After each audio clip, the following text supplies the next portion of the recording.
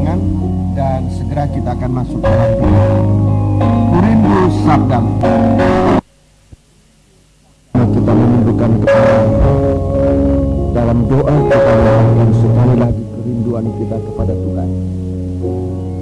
Bapa di surga, dalam nama Tuhan Yesus Kristus, sekali lagi kami menghadap hadirat-Mu menyatakan kerinduan kami saat kami berada di hadapan hadirat-Mu, di tengah-tengah puji-pujian Engkau bertakhta di atas, di tengah sidang jemaat-Mu Tuhan.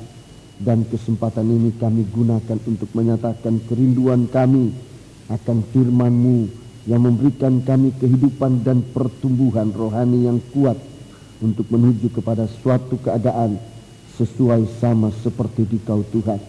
Dari kami manusia sesuatu hal yang mustahil bisa terjadi, tetapi apa yang Engkau rencanakan dalam kami sekalipun merupakan rahasia yang tidak diketahui oleh kami sendiri, tapi oleh firman-Mu Engkau akan nyatakan dalam kami untuk mengkuatkan kami, meneguhkan arah perjalanan hidup kami ini ya Tuhan.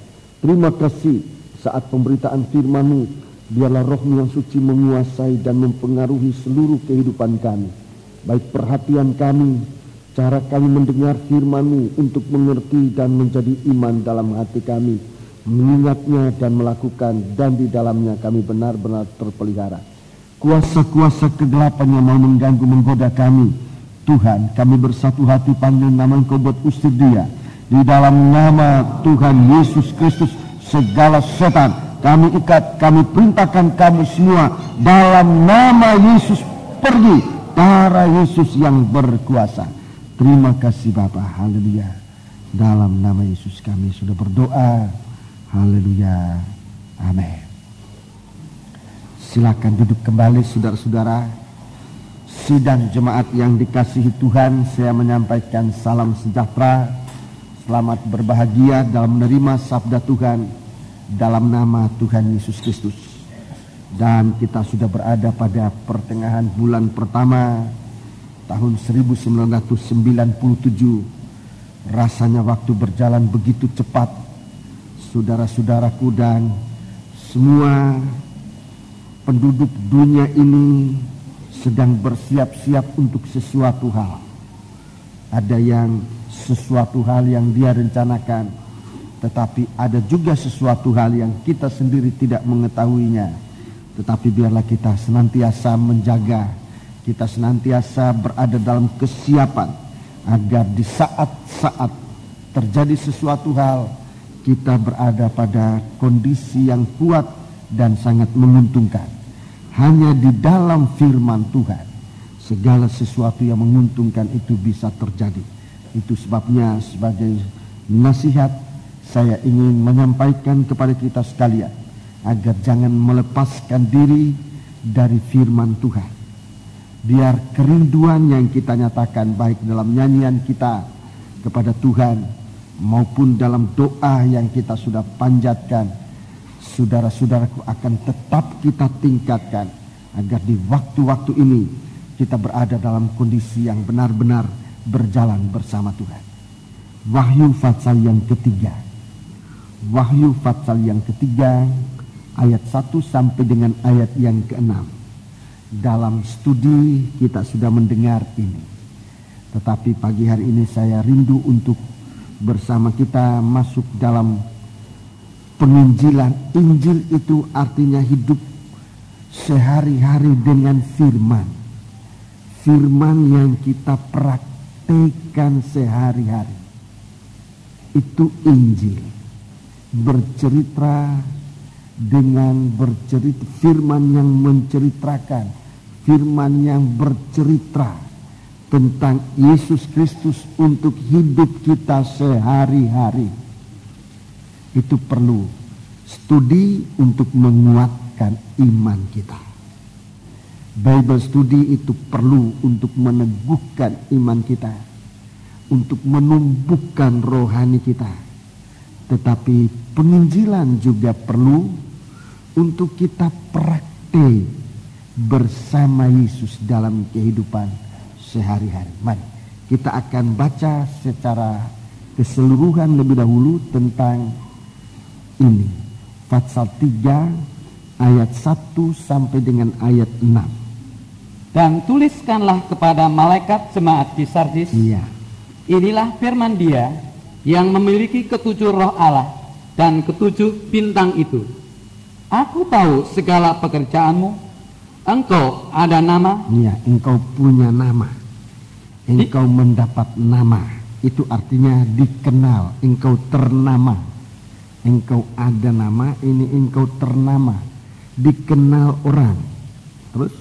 Dikatakan hidup. Dikatakan hidup. Padahal engkau Ya, mati. Padahal engkau mati. Jadi Bangunlah. jelas jemaat Sardis ini ditandai dengan tanda ini, saudaraku. Tanda pengalaman kematian. Mari kita mau lihat pengalaman kematian ini agar jangan pengalaman kematian merupakan satu mati yang sungguh-sungguh, tapi biar pengalaman kematian merupakan langkah kepada kebangkitan. Mari. Bangunlah Bangunlah. dan kuatkanlah apa yang masih tinggal, yang sudah hampir mati. Ya, dalam pengalaman kematian ini masih ada suara Tuhan. Tapi suara ini sesungguhnya mempunyai kuasa. Bangunlah. Dalam pengalaman kematian sekalipun, asal saja kita mau mendengar suara ini. Suara Tuhan yang mengatakan bangunlah. Itu mengandung kuasa, namanya kuasa kebangkitan. Kuasa ini kuasa kebangkitan yang memberi kita suatu kemampuan untuk mengalahkan percobaan, mengalahkan penyakit, mengalahkan kemiskinan, mengalahkan derita apapun juga. Kalau kita mendengar suara Allah semacam ini, saudara-saudaraku, kematian itu bukan untuk suatu kebinasaan, tetapi kematian itu merupakan langkah pertama untuk mencapai kebangkitan. Terus. Sebab tidak satu pun dari pekerjaanmu aku dapati sempurna di hadapan Allah. Iya, memang dalam pengalaman kematian serba salah. Dalam pengalaman kematian, saudara-saudara, kita serba salah. Serba salah, disalahkan, difitnah. Tidak ada yang satupun yang kelihatan baik. Itu pengalaman kematian. Jadi dalam pengalaman kematian jangan coba-coba menunggu pujian. Tidak ada. Dalam pengalaman kematian kita serba salah dan disalahkan. Sebab memang dalam pengalaman itu, dalam pengalaman kematian itu kesalahan-kesalahan, dosa-dosa itu pada muncul, pada kelihatan. Tetapi untuk apa? Untuk apa segala kekurangan itu dinyatakan dalam pengalaman kematian, saudaraku? Kematian yang sungguh-sungguh, keadaan ini memang betul. Segala sesuatu yang kelihatan serba tidak sempurna, serba tidak memuaskan. Tetapi untuk apa dinyatakan itu? Waktu dalam pengalaman kematian, kesalahan kita dinyatakan, dosa-dosa banyak dinyatakan. Untuk apa? Supaya segala yang salah itu, segala yang dosa itu kita akui dengan sejujur-jujurnya di hadapan Tuhan dan mengaku. Di saat itu kuasa kebangkitan kita terima. Itu kematian.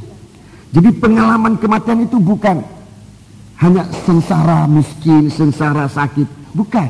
Tetapi di dalam sengsara semacam itu, dosa-dosa, kesalahan-kesalahan kita dinyatakan untuk diakui.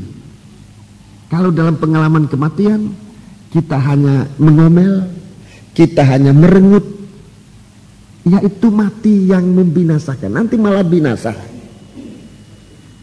Banyak dalam pengalaman kematian malah mundur dari Tuhan. Itu justru binasa. Di dalam pengalaman kematian kita punya kesalahan dinyatakan, tadinya kita pikir tidak salah.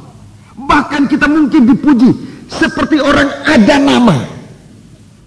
Tapi justru dalam pengalaman kematian untuk memunculkan segala sesuatu yang tidak benar, yang salah, yang aku menemukan di dalam engkau tidak ada pekerjaanmu yang sempurna.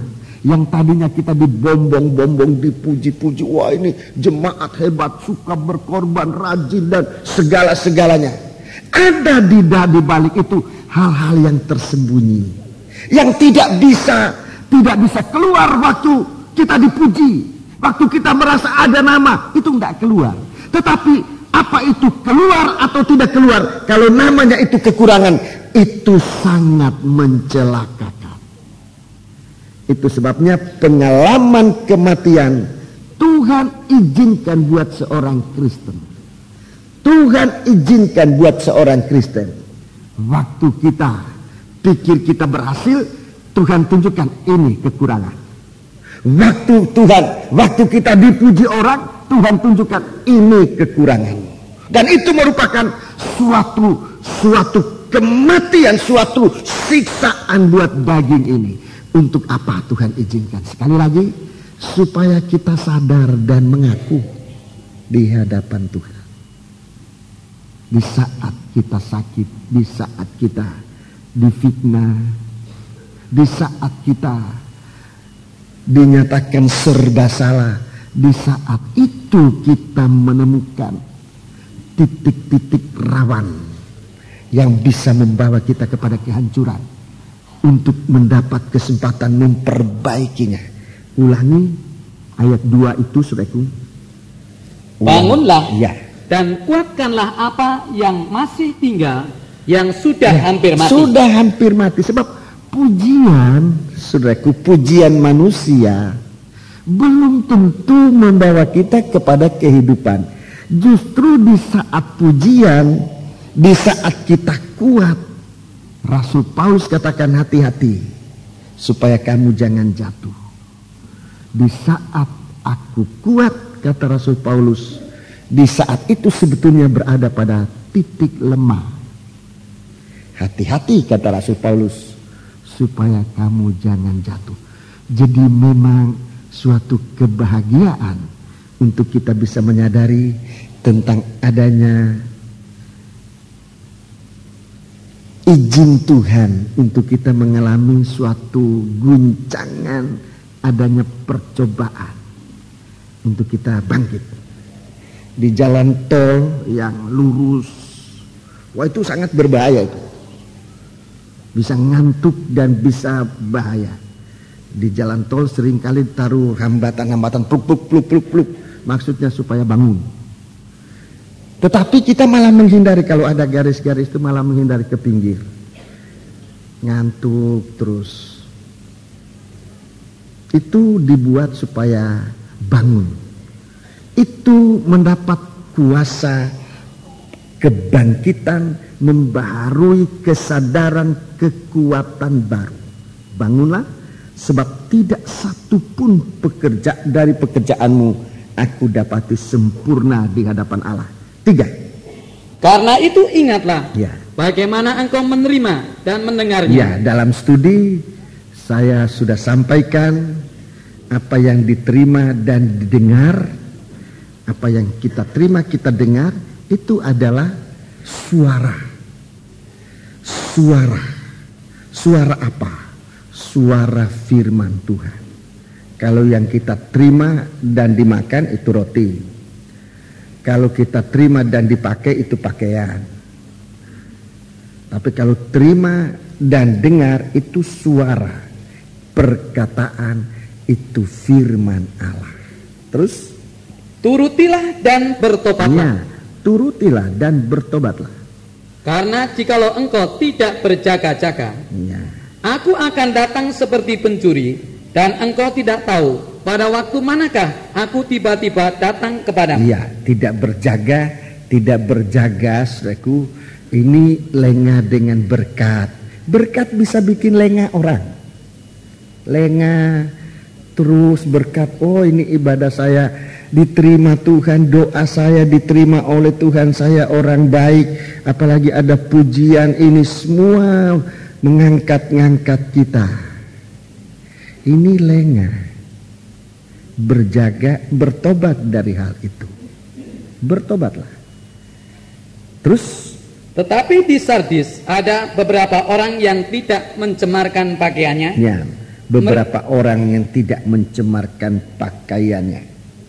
Mereka akan berjalan dengan aku dalam pakaian putih. Iya. Karena mereka adalah layak untuk itu. Iya, ayat 4 ini saudaraku pembuka rencana Allah pada Fatsal 3 ini.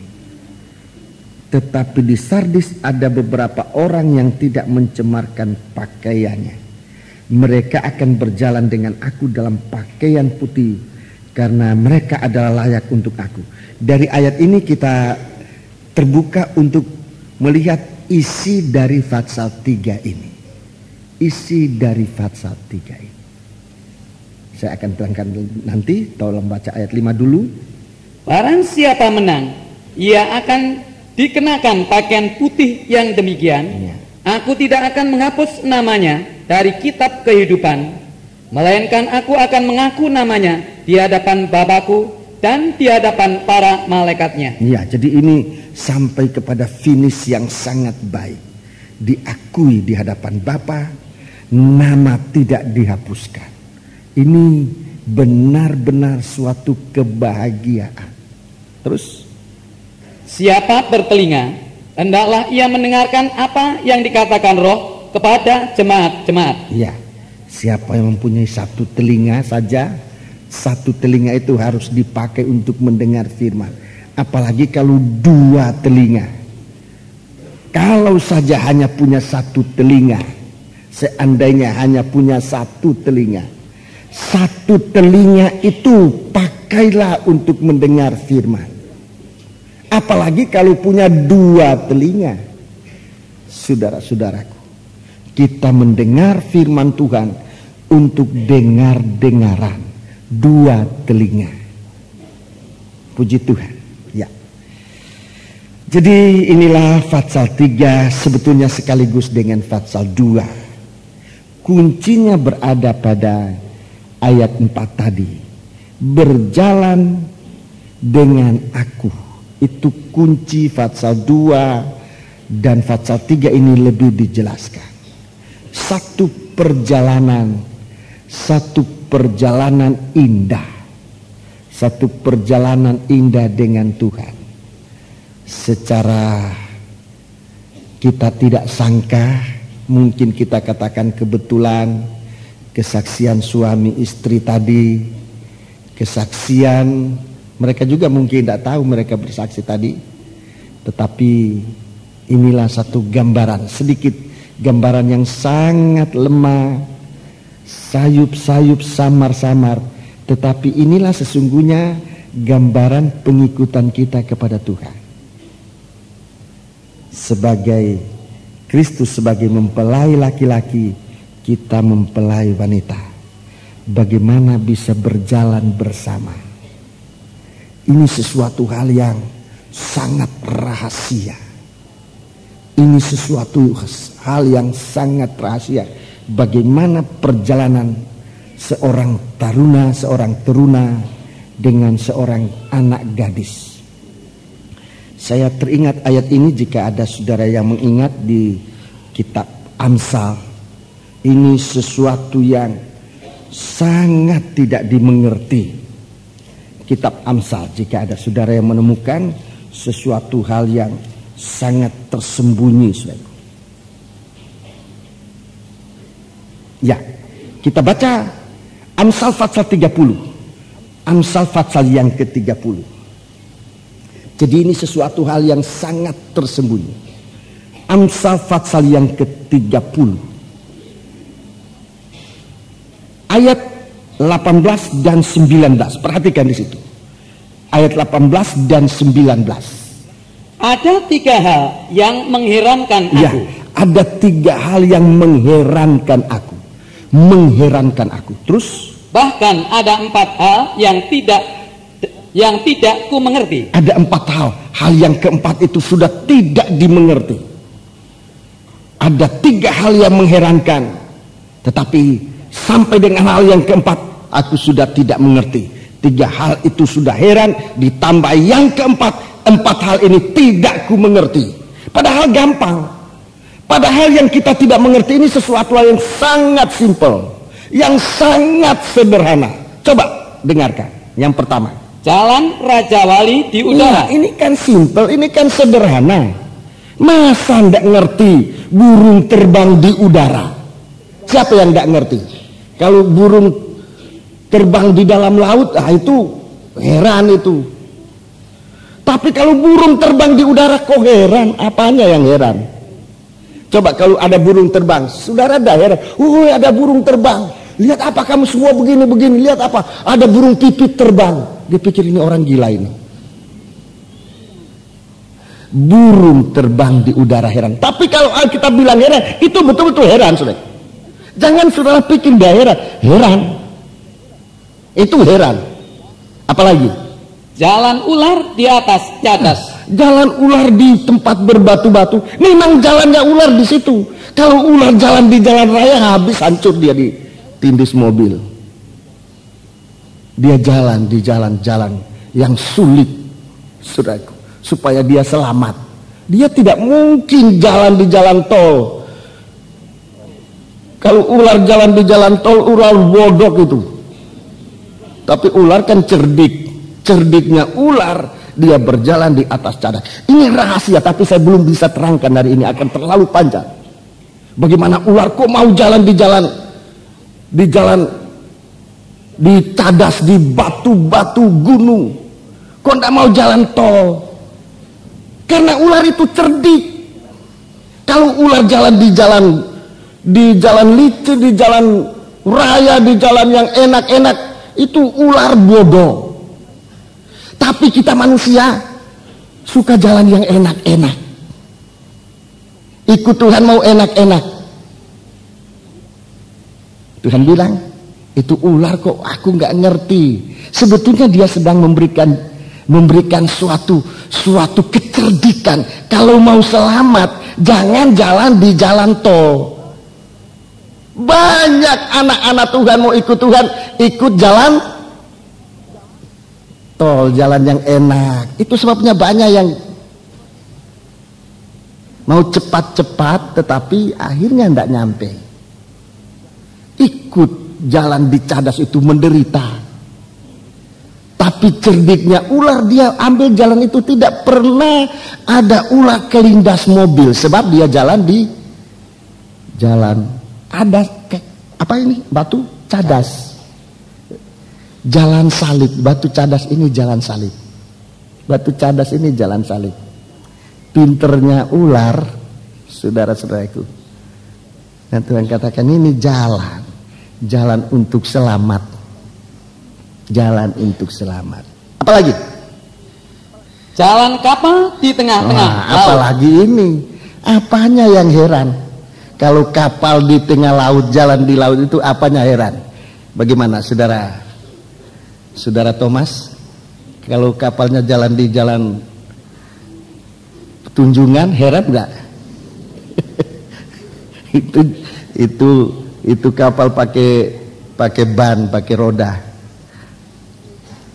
Tapi kalau kapal itu di laut, izinkan saya terangkan, saya akan terangkan ini. Saudara akan lihat heran ajaibnya semua ini. Tetapi kita tidak ikuti cara itu.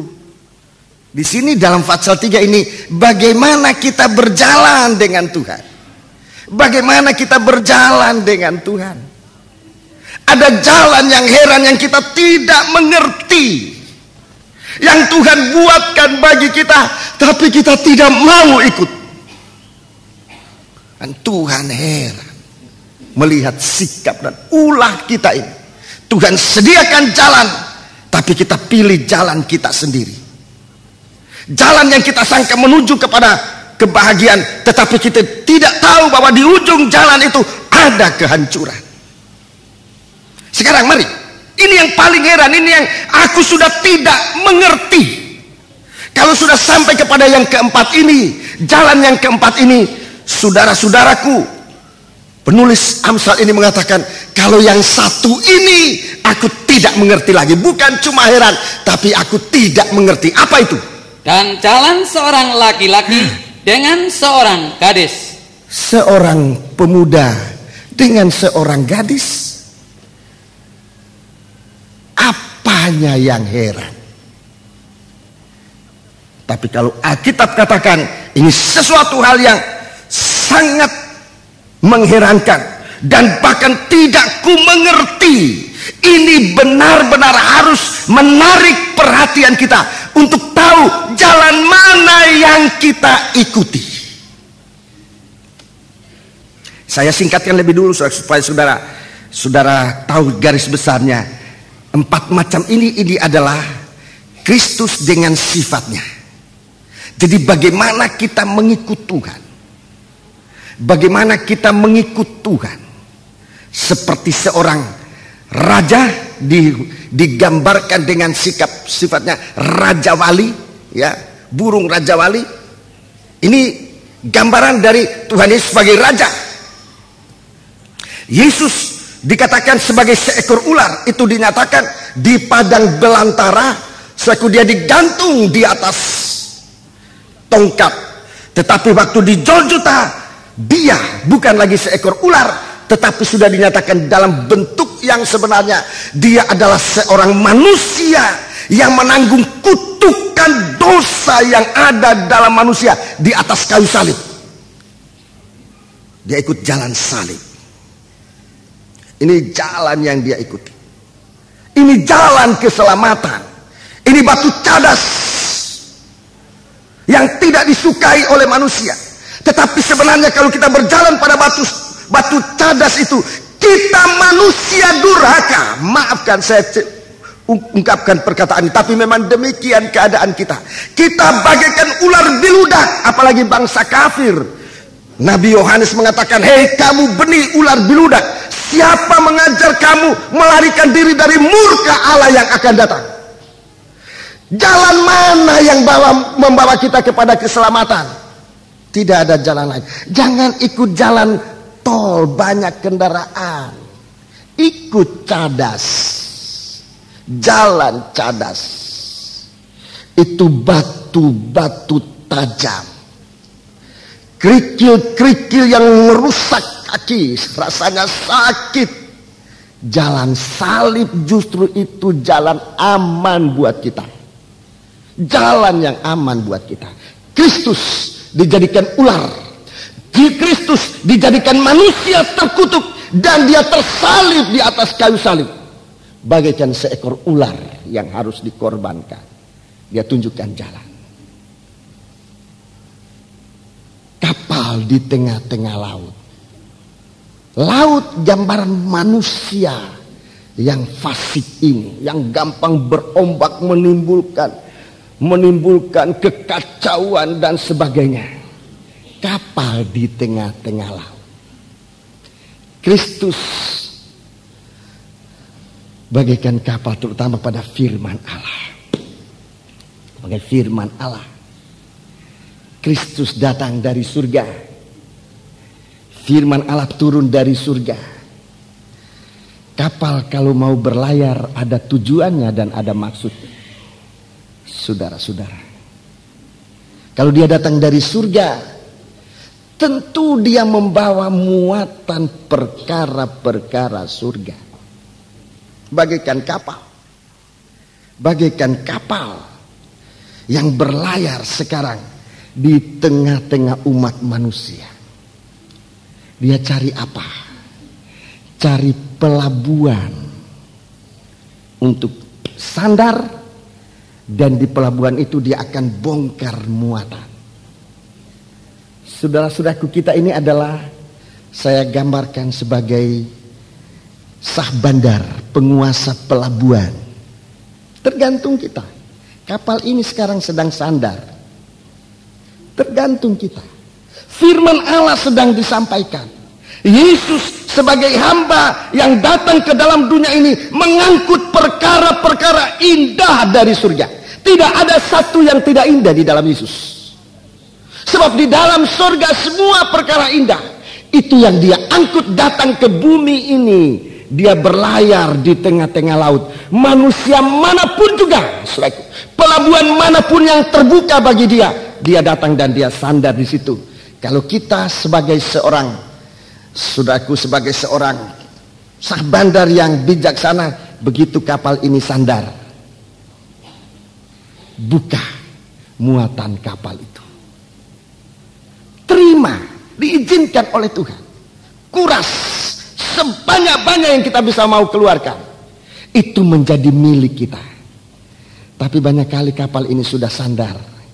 Malah kita yang bersandar sambil ngantuk. Bagaimana kapal bisa dibongkar muatannya? Jangan ngantuk kalau kapal sedang sandar. Buka. Saudara akan menerima isi dari kapal itu. Semua adalah perkara dari surga. Saudara-saudaraku, yang membawa kita menjadi kaya rohani, kaya yang sesungguhnya, menjadi sehat yang sesungguhnya, menjadi kuat yang sesungguhnya, menjadi manusia Allah yang berkenan kepada Allah.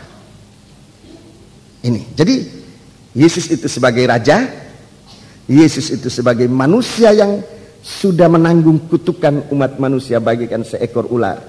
Yesus itu sudah bagaikan hamba yang mengangkut, memikul, bagaikan kapal yang memuat segala sesuatu yang indah dari sorga. Coba apa yang tidak ada pada Tuhan Yesus? Apa yang tidak ada dalam firman Tuhan? Dia bagaikan kapal yang dimuati syarat dengan perkara-perkara indah. Hanya kita ini, saudaraku, tidak banyak kali tidak menggunakan isi dari Alkitab ini, isi dari firman Allah ini. Yang keempat, ini yang paling tidak dimengerti. Seorang pria. Seorang pria itulah Yesus. Dia itu pria. Dia itu mempelai laki-laki.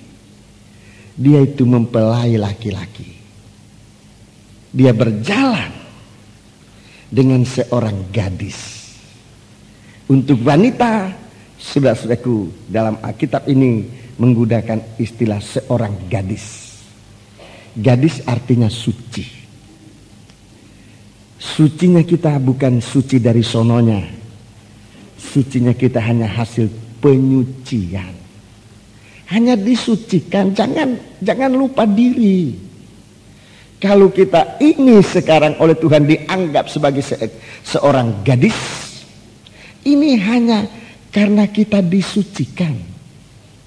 Hasil penyucian Tuhan. Bukan karena kita suci dari asalnya, bukan. Termasuk saya, dan kalau saya bicara ini hati saya hancur. Kalau Tuhan izinkan bersama Dia, ini hanya karena hasil penyucian. Dan ini yang kita perhatikan dalam Wahyu Fatsal 3 ini, saudaraku. Wahyu Fatsal 3, coba kembali kita baca ayat 4. Fatsal 3 ayat 4. Ini kunci dari Fatsal 2 dan 3. Tolong baca. Tetapi di Sardis ada beberapa orang yang tidak mencemarkan pakaiannya. Mereka akan berjalan dengan aku. Mereka akan berjalan dengan aku. Dalam pakaian putih. Dengan pakaian putih. Karena mereka adalah layak untuk itu. Karena mereka layak untuk itu. Jadi suatu perjalanan panjang, saudaraku. Suatu perjalanan panjang, tetapi akhirnya disebut layak. Fatsal 2, Fatsal 3 dari kitab Wahyu, Fatsal penyucian. Fatsal penyucian. Meningkatkan kehidupan rohani kita sampai kita dianggap oleh Tuhan adalah seorang gadis. Dalam 2 Korintus Fatsal 11 dikatakan gadis yang suci. Itu artinya sama sucinya seperti Tuhan. Maha suci. Gadis itu sendiri artinya sudah suci. Tapi kalau disebut gadis yang suci, itu artinya suci di atas yang suci, itu maha suci. Puji Tuhan. Nah, ini perjalanan ini. Suatu perjalanan. Tapi sampai dengan Fatsal 3 ini, perjalanan ini masih di tengah jalan. Belum sampai finish. Perjalanan seorang gadis ini belum sampai pada finish. Dan secara garis besar, saudara-saudaraku, sebab sampai saat ini Tuhan baru menunjukkan saya garis besarnya.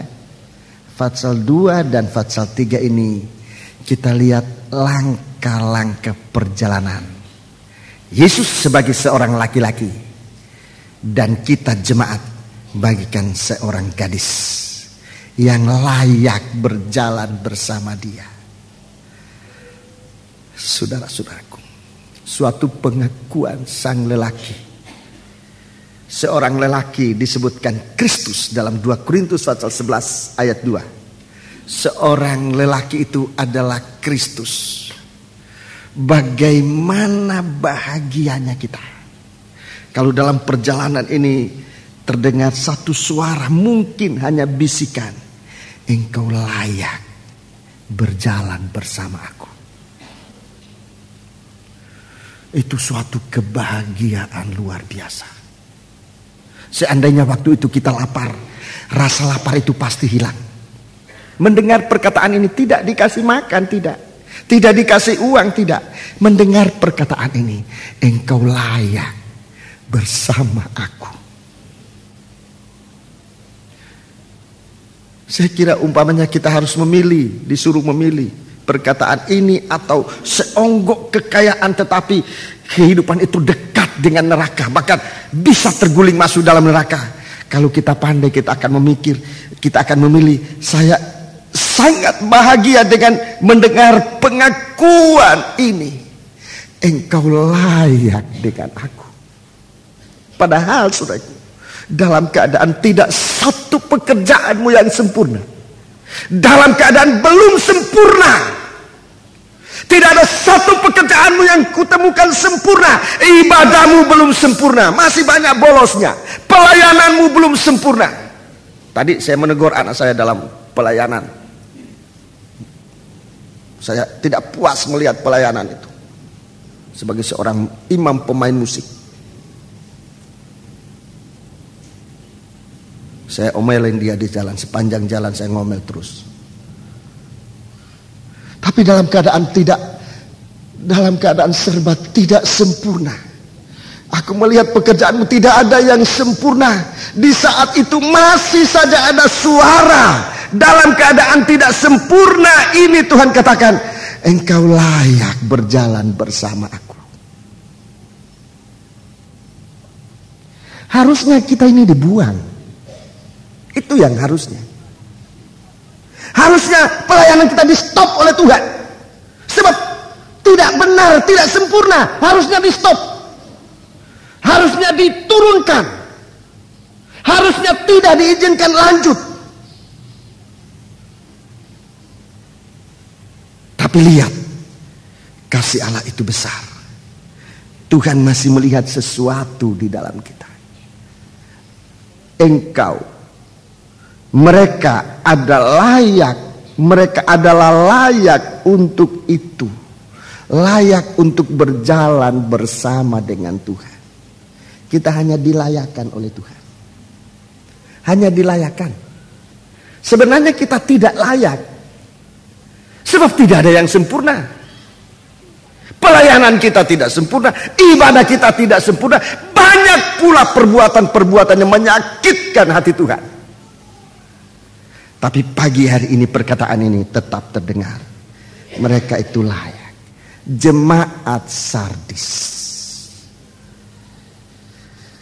Oh, puji Tuhan.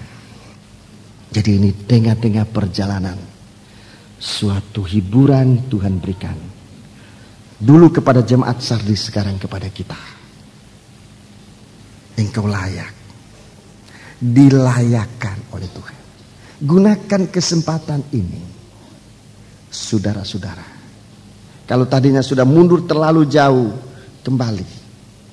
Kalau tadinya sudah gugur, Dengan suara ini kalau saudara mau dengar dan terima, apa yang kamu terima dan dengar, apa yang kamu dengar dan terima, itu mengandung, mempunyai kuasa untuk mengangkat yang jatuh, untuk bisa terangkat kembali dan dilayakkan oleh Tuhan. Bukan layak sendirinya, bukan. Dikasih layak oleh Tuhan. Dikasih layak oleh Tuhan. Kecuali mau hanyut terus, ya tidak ada ya orang bisa nolong. Tuhan pun tidak bisa nolong.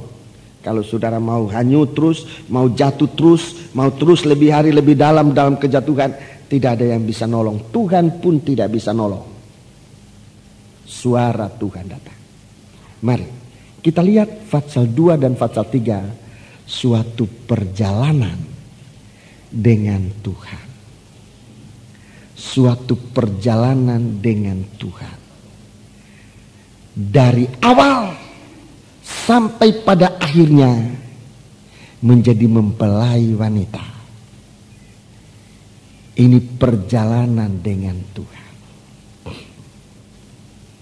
Kalau perjalanan ini diukur dengan langkah, ada 7 langkah. Ada 7 langkah yang harus kita perhatikan. Kalau ini langkah. Kalau perjalanan ini diukur dengan mil atau kilometer, ini ada 7 mil. Ini umpama ya, ini suatu umpama. Jangan sudah pikir, oh dari sini sampai surga cuma 7 mil. Umpama. Oh dari sini sampai surga 7 langkah. Umpama. Jadi ini langkah-langkah. Jauhnya berapa kilometer? Memang tidak diukur dengan kilometer. Jauhnya berapa? Ini tidak diukur. Kalau diukur dengan langkah, itu artinya sejauh mana kita melangkahkan kaki kita.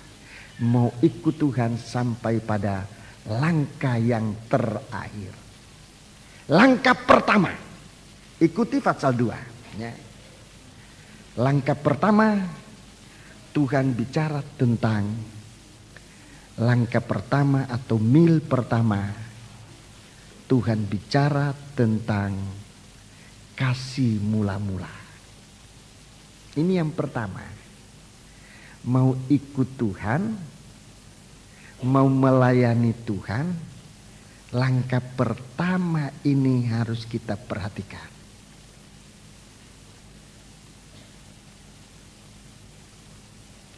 Dari langkah pertama sampai langkah terakhir, semua menentukan. Harus kita perhatikan. Langkah pertama juga menentukan. Ada yang mengatakan bukan langkah pertama yang penting. Tapi kalau saya lihat langkah-langkah ini, saudara-saudaraku, mulai dari langkah pertama penting. Langkah pertama itu kasih mula-mula. Itu yang Tuhan lihat pada gereja Tuhan. Itu yang Tuhan mau sucikan. Langkah pertama adalah kasih mula-mula. Tuhan menyatakan kasihnya. Perhatikan, lewat korban. Ini kasih mula-mula. Dalam studi dulu saya sudah ulangi itu. Saya sudah mengatakan jelas. Langkah pertama mengikut Tuhan, menerima korban. Korban ini yang mendamaikan kita dengan Dia. Ayat-ayatnya ada, sudah terima. Tapi tidak mengapa saya ulangi. 2 Korintus Fatsal 5 mulai ayat 17. 2 Korintus Fatsal 5 mulai ayat 17 sampai dengan Fatsal yang ke-20 ya. Sampai dengan Fatsal yang ke-21. Ya.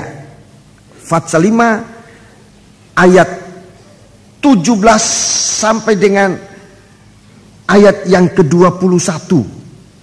Tuhan mendamaikan kita dengan dirinya. Bahkan melahirkan kita baru. Dan Rasul Paulus dia berteriak, kami ini adalah utusan Kristus. Kami anjurkan dalam nama Yesus, berilah dirimu didamaikan dengan Allah. Ini langkah pertama. Ini kasih mula-mula. Berdamai dengan Tuhan artinya mengaku dosa. Dan darah Yesus menyucikan kita, menghapuskan segala dosa kita. 1 Yohanes pasal 1 ayat 7 sampai dengan ayat yang ke-9. Catat saja ayat-ayat ini, saudara baca di rumah. Jadi saudaraku, kita didamaikan dengan Tuhan itu langkah pertama. Pelayanan tanpa pendamaian dengan Tuhan, Tuhan katakan kamu menipu diri. Kejatuhanmu tambah dalam. Betapa dalamnya kamu sudah jatuh. Betapa dalamnya kamu sudah jatuh. Kembali bertobat. Kembali bertobat. Tuhan ingat tentang kejatuhan Adam dan Hawa di Taman Eden. Mereka kehilangan pohon El Hayat. Kembali sampai di pohon El Hayat itu. Kembali, siapa yang menang dalam pasal 2 ini? Ayat yang ke-7. Siapa yang menang akan kuberi makan dari buah pohon kehidupan yang ada di Taman Firdaus Allah. Jadi sejauh itu kita harus kembali berdamai dengan Tuhan sampai di bawah pohon El Hayat. Saudara-saudara. Dan ini berarti suatu pengakuan. Tuhan mau pindahkan kita dari maut kepada hidup. Jadi dalam pendamaian ini terkandung arti, perhatikan, dosa didamaikan dengan Allah. Dosa kita diampuni, kita didamaikan dengan Allah. 2, kita dipindahkan dari maut kepada hidup. 3, kita bertobat sungguh-sungguh, berhenti berbuat dosa, kembali kepada Allah. Itu artinya bertobat. Ini langkah pertama. Ini langkah pertama untuk menjadi mempelai wanita ini. Ini langkah pertama. Jangan kehilangan satu langkah pun. Ini langkah pertama. Langkah kedua. Saudara buka Alkitab. Tetap buka Alkitab. Kitab Wahyu pasal yang kedua. Kitab Wahyu pasal yang kedua. Ini semua saya sudah terangkan dulu. Ini saya hanya ulangi. Saya akan rangkaikan supaya kita bisa melihat suatu rangkaian ini. Sesuatu hal yang kita tidak mengerti, perjalanan seorang laki-laki dengan anak gadis. Ini yang kita tidak mengerti. Bahwa dalam perjalanan ini kita harus berdamai.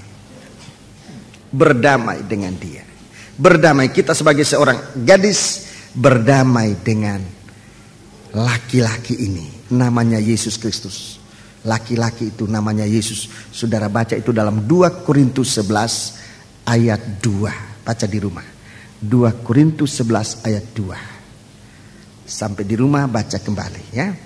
Kemudian langkah kedua dalam ayat 8 sampai dengan ayat 11. Jemaat di Smyrna. Jemaat di Smyrna. Untuk ikut Yesus ini, saudara-saudaraku, ikut Yesus ini dalam suatu perjalanan salib bersama Tuhan. Dia, saudara-saudaraku, dia menyatakan kasihnya di dalam hal dia menjadi korban. Dan begitu jeleknya korban. Dalam suatu penglihatan seseorang, saya tidak dengar sendiri, tapi saya hanya baca dalam suatu tulisan. Saya tidak tahu benar tidaknya suatu penglihatan itu, tetapi kalau saya baca dalam Alkitab ada kebenarannya. Seorang melihat suatu lukisan tentang Yesus tersalib. Waktu dia ceritakan kembali lukisan yang dia lihat dalam penglihatan itu, dia katakan lukisan tentang Yesus tersalib begitu jelek. Lukisan-lukisan yang ada di dinding kita lihat Yesus disalib itu jauh sangat bagus. Tetapi sebenarnya waktu Yesus tersalib, dia katakan dia lihat dalam penglihatan itu begitu jelek. Rasanya tidak bisa digambar. Begitu jelek.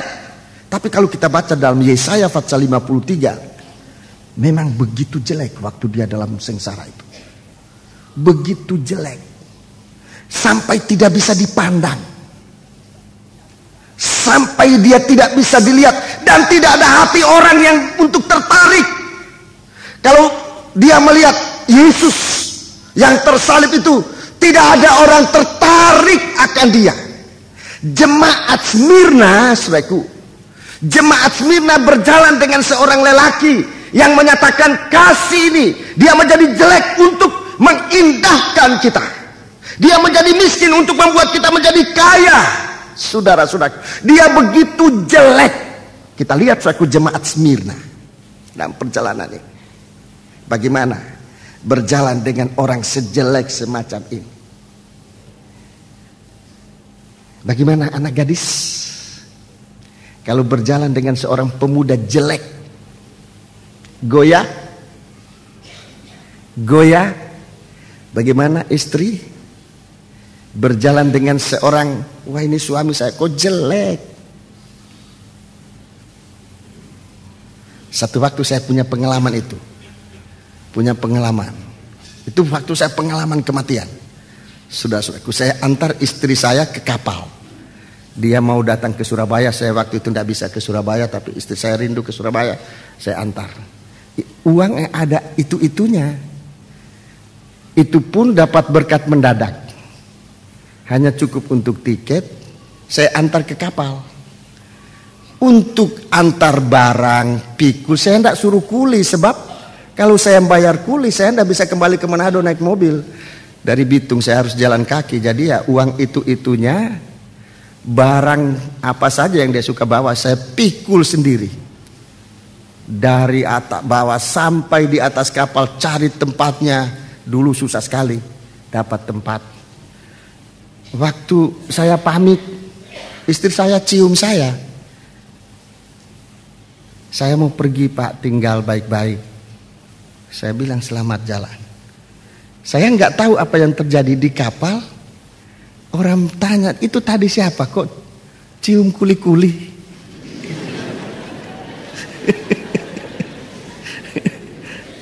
Dia kira saya kuli. Saya nggak tahu waktu itu, mungkin dia cantik sekali ya, sekarang juga tetap cantik. Saya waktu itu jelek sekali. Sudah kurus, sudah segala macam lah. Sampai orang pikir saya ini kulinya dia. Kok aneh kuli diciumin? Itulah saya waktu pengalaman kematian. Jeleknya bukan main. Tapi saya tahu dia tidak goyah waktu itu. Biar lelaki ini seorang kuli. Saudara-saudaraku. Tapi kasih itu. Kasih mula-mula membuat setia. Setia sampai mati. Tolong baca ayat yang ke-10. Ayat yang ke-10. Pasal 2 ayat 10. Bagian terakhir, kalimat terakhir. Hendaklah engkau setia sampai mati. Dan aku akan mengaruniakan kepadamu mahkota kehidupan. Ya, mahkota kehidupan. Hendaklah engkau setia sampai mati. Saudara-saudara. Hendaklah engkau setia sampai mati. Iman itu jangan gampang goyah. Sebab banyak keindahan-keindahan dari setan mau menggoda kita, sementara Yesus tampil dengan kasih yang mula-mula ini saudaraku, dalam bentuk, dalam model yang sangat tidak bisa dipandang. Coba saya mau tunjukkan saudaraku gambaran ini. Saya tidak asal ngomong guyonan, tidak, tetapi berdasarkan Alkitab. Saudara bisa lihat dua gambar yang sangat berbeda. Sangat berbeda. Hanya kalau kita punya perjalanan pada langkah-langkah yang benar, kita layak berjalan bersama dengan dia. Yesaya 53 ini gambar pertama. Saya tunjukkan gambar pertama. Yesaya pasal 53. Ini gambar yang pertama. Yesaya pasal yang ke-53. Yesaya pasal 53. Ayat yang kedua dan ketiga. Sebagai taruk ia tumbuh di hadapan Tuhan. Ya, sebagai taruk ia tumbuh di hadapan Tuhan. Dan sebagai tunas dari tanah kering. Sebagai tunas di tanah kering. Ia tidak tampan. Sebagai tunas di tanah kering. Satu kehidupan yang tidak bisa diharap. Apa yang bisa diharap? Sesuatu yang tumbuh dari tanah yang kering. Kalau soal harta, tidak punya harta. Soal kedudukan, tidak ada kedudukan. Tanah kering. Itulah Yesus. Satu tunas yang timbul dari kekeringan. Satu tunas yang timbul dari kekeringan. Terus? Ia tidak tampan. Ia tidak tampan. Dan semaraknya pun tidak ada. Semaraknya pun tidak ada. Sehingga kita memandang dia. Sehingga kita mau lihat dia. Nggak ada apanya yang mau dilihat. Dan rupa pun tidak. Rupa pun tidak. Sehingga kita menginginkannya. Sehingga membangkitkan gairah untuk mengasihinya. Ia dihina. Ia dihina. Dan dihindari orang. Seorang yang penuh kesengsaraan. Sengsara. Dan yang biasa menderita kesakitan. Biasa menderita kesakitan. Ia sangat dihina. Ia sangat dihina. Sehingga orang menutup mukanya terhadap dia. Dan bagi kita pun dia tidak masuk hitungan. Ini gambar Yesus disalib. Ini gambar Yesus disalib. Coba kalau di sini ada seorang ahli gambar, suka gambar. Coba gambar ayat 2 dan 3 ini. Dalam ayat 2 dan ayat 3. Semoga dari ilham yang saudara taruh pada hati nuranimu bisa dilukiskan suatu gambar. Inilah Yesus. Inilah Yesus. Yang mau berjalan bersama kita. Inilah Yesus yang mau berjalan bersama kita. Apa kita goyah? Dalam perjalanan ini apa kita tetap berjalan terus bersama dia? Apa iman kita goyah? Apalagi dalam keadaan semacam itu dia hanya taruk, hanya tunas muda, tumbuh di tempat yang tanah yang kering. Apa yang bisa diharapkan sementara siksaan datang, sementara kita difitnah, sementara kita dalam kemiskinan? Orang ini tidak bisa diharap untuk nolong kita. Seakan-akan tidak ada pertolongan. Datanglah seorang pria yang lain. Seorang pria yang lain. Coba kalau kita tidak bisa, tidak mengerti perjalanan dengan seorang laki-laki ini, pasti goyah. 2 Korintus pasal 11. Ini gambar yang kedua. 2 Korintus pasal yang ke-11. 2 Korintus pasal yang ke-11. Oh saudara-saudara, 2 Korintus pasal 11. Ayat yang ke-13 dan 14. Ini tampil. Ini laki-laki ini tampil. Sementara kita berjalan bersama Yesus. Sementara kita dihadapkan dengan Kristus. Yang adalah tunas atau taruk yang tumbuh dari tanah yang kering. Datanglah seorang ini. Siapa orang-orang ini? Ayat 13. Sebab orang-orang itu adalah rasul-rasul palsu. Ayat 13. Ya, rasul-rasul palsu. Terus pekerja-pekerja curang. Pekerja-pekerja curang yang menyamar sebagai rasul-rasul Kristus. Ya, ini supaya perhatikan. Di tengah-tengah kita dikatakan tidak berdaya. Tuhan kita tidak berdaya, Tuhan kita jelek, Tuhan kita miskin, tidak bisa menolong dan sebagainya. Lalu tampil ini rasul yang lain ini. Ini yang sedang terjadi sekarang ini. Dan banyak anak-anak Tuhan goyah. Banyak anak-anak Tuhan goyah. Kamu ikut gereja itu, wah gereja tak berbuah, gereja kering, gereja ini Tuhanmu di situ tidak nyata dan sebagainya dan sebagainya. Datanglah ini seorang lelaki lain. Lihat penampilannya, ayat 14. Hal itu tidak usah mengherankan, sebab iblis pun menyamar sebagai malaikat terang. Coba lihat penampilan dua gambar ini. Kristus dalam keadaan yang sangat sangat jelek, serba dicelah, serba dicelah. Tampillah Kristus yang lain. Dalam ayat 4 dikatakan dia Kristus yang lain, ya, dia Yesus yang lain. Tampilnya dia luar biasa indahnya, seperti malaikat. Seperti malaikat dengan segala kuasa. Hikmat ada, pengetahuan ada, keperkasaan pun ada, tetapi tidak punya rasa takut akan Tuhan. Dia tampil bagaikan malaikat terang. Ayo, kalau cuma lihat di foto, pilih yang mana? Pilih yang mana? Yang satu sangat jelek, yang satu sangat gagah, bagaikan malaikat terang. Kalau malaikat digunakan istilah malaikat terang, itu artinya seperti tanpa cacat dan celah.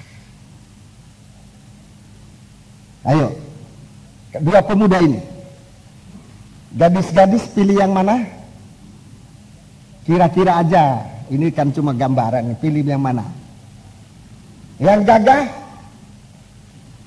Malaikat terang sesudah menikah baru tahu, aduh inilah yang malaikat terang ini.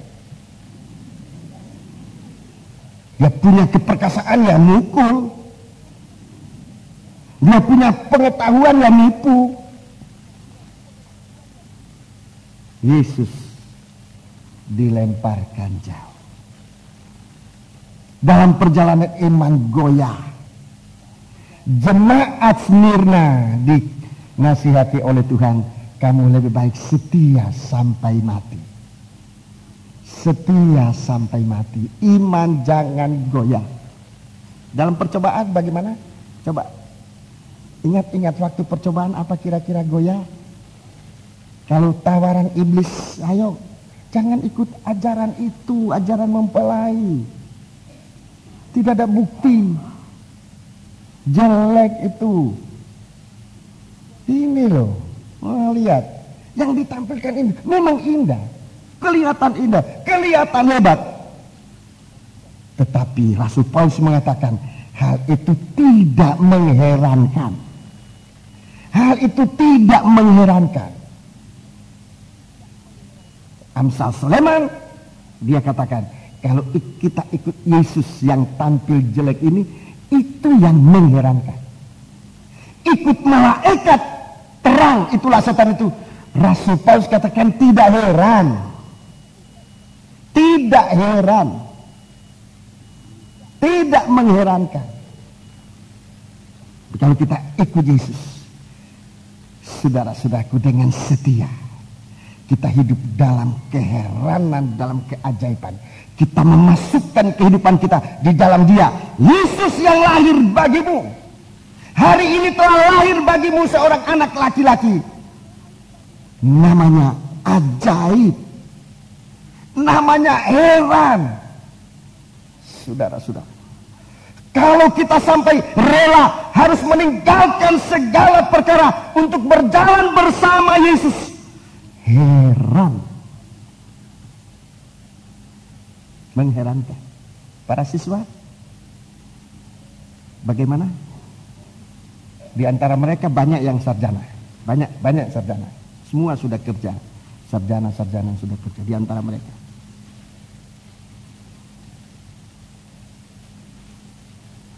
Tinggalkan yang jelek, hamba Tuhan.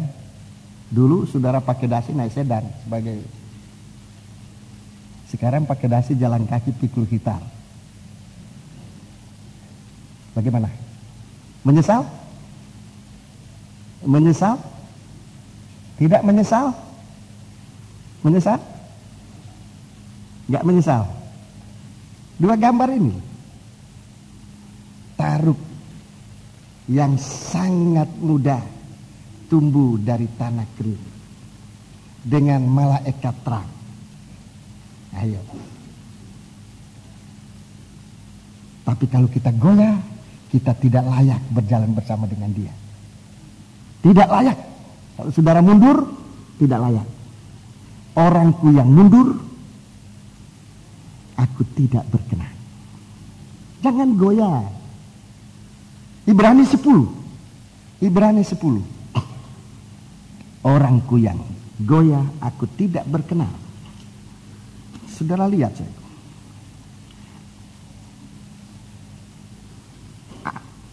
Ibrani pasal 10 ayat 36.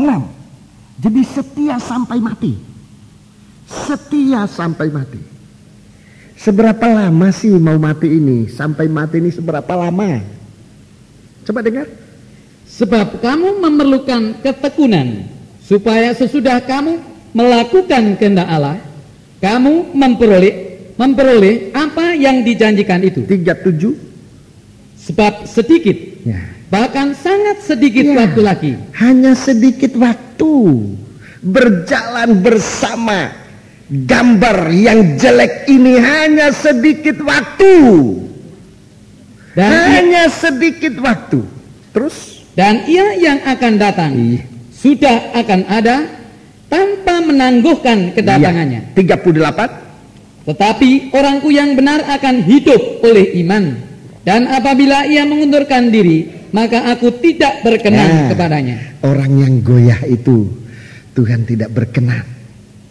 Goyah karena kemiskinan. Jemaat Smyrna miskin, tapi dia tidak goyah. Jemaat Smyrna difitnah, tapi dia tidak goyah.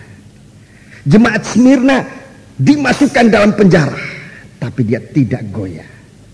Jemaat Smyrna dia disiksa, dia tidak goyah. Sekalipun ada tawaran indah dari malaikat terang, tapi nyatanya yang malaikat terang itu setan. Dia tidak goyah. Orangku yang berjalan bersama aku, apabila ia goyah, ia mengundurkan diri, aku tidak berkenan kepadanya. Lihat pengharapan lelaki ini. Itulah Kristus ayat 39. Tetapi kita bukanlah orang-orang yang mengundurkan diri dan binasa. Kita bukan orang mengundurkan diri dan binasa. Coba kita baca bersama supaya saudara tahu mengundurkan diri itu kemana arahnya. Kita baca sama-sama. Saya baca lebih dahulu, saudara ikut. Tetapi kita, ulangi. Tetapi kita bukanlah orang-orang yang mengundurkan diri dan binasa. Bukanlah orang-orang yang mengundurkan diri dan binasa. Bukanlah orang-orang yang mengundurkan diri dan binasa. Bukanlah orang-orang yang mengundurkan diri dan binasa. Tetapi orang-orang yang percaya dan beroleh hidup.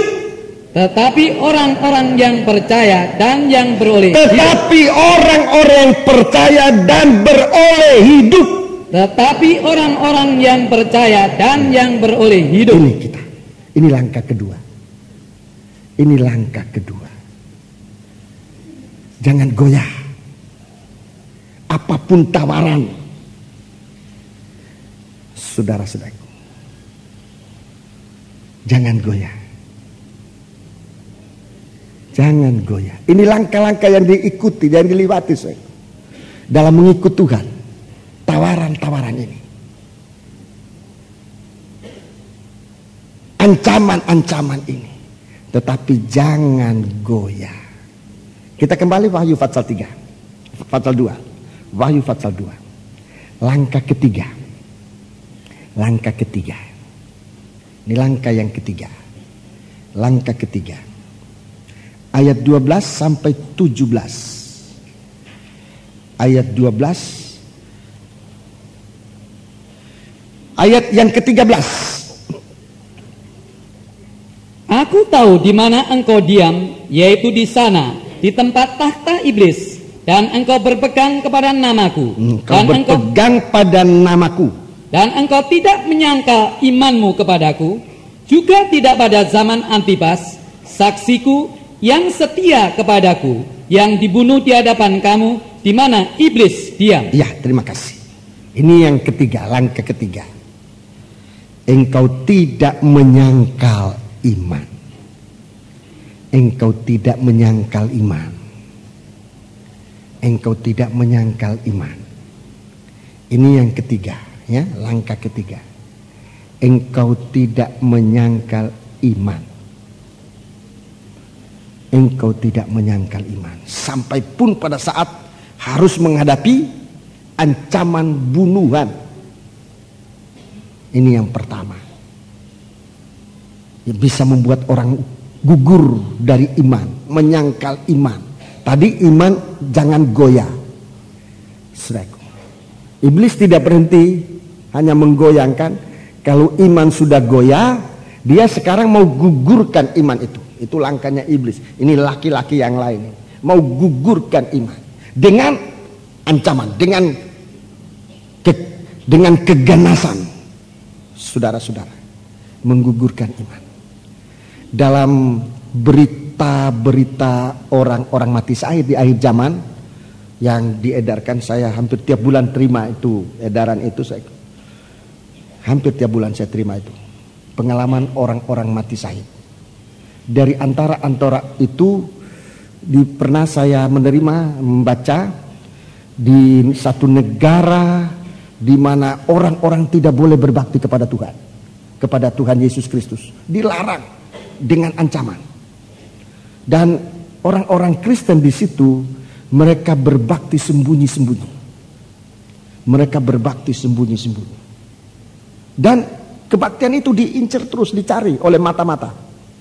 Dan kalau ditemukan, orang-orang itu sudah jelas hukumannya hukuman mati. Sudah jelas. Satu waktu mereka sedang berkumpul, tanpa mereka duga, mereka sudah terkepung. Dan serdadu-serdadu masuk. Serdadu-serdadu masuk di dalam pertemuan itu. Senjata dikokang, siap untuk ditembakkan. Tetapi sebelum ditembakkan, serdadu ini mengatakan, jika masih ada saudara yang mau hidup, saya beri waktu untuk keluar dari ruangan ini. Kalau masih ada yang mau hidup, sebelum senjata ini meledak, saya izinkan untuk keluar. Gunakan waktu untuk bisa keluar dengan cepat. Dan banyak yang keluar. Umumnya keluar, mencari kesempatan untuk keluar. Masih tinggal beberapa, masih diberi kesempatan. Apa yang tinggal ini mau keluar juga, mereka tidak mau keluar. Kemudian militer ini, tentara ini, serdadu ini suruh pintu ditutup serapat-rapatnya. Sudah ditutup. Dia katakan, apa saudara tidak mau mundur? Tidak. Saat itu serdadu ini, dia katakan, saudaralah orang Kristen yang sesungguhnya. Saya juga orang Kristen. Saya juga orang Kristen. Jadi kita berbakti bersama-sama. Yang lain yang keluar itu, imannya gugur. Menghadapi maut semacam ini. Banyak yang gugur imannya. Tidak layak. Tuhan katakan, ada beberapa orang di Sardis. Mereka inilah yang layak berjalan bersama aku. Saudara-saudara, sejauh langkah ketiga ini, apakah ancaman sekarang, apa kematian, apa penyakit, apa percobaan, apa ancaman, apa saja di langkah ketiga ini, apakah kita masih layak? Masih Tuhan katakan, engkau layak berjalan bersama aku. Tidak gampang menyangkal, tidak gampang gugur iman. Oleh karena kelaparan, oleh karena kesakitan, oleh karena ancaman. Sebab inilah orang yang layak. Kemudian yang layak ini masih diuji, masih ada ujian. Sekarang ada tawaran, ajaran Bileam. Kalau tadi saudaraku, ancaman itu merupakan suatu sengsara, sekarang ancaman itu merupakan sodoran, keuangan dan sebagainya. Ajaran-ajaran sesat begitu banyak menggugurkan orang-orang Kristen, imannya orang-orang Kristen. Sekarang ajaran-ajaran sesat disebarkan di mana-mana.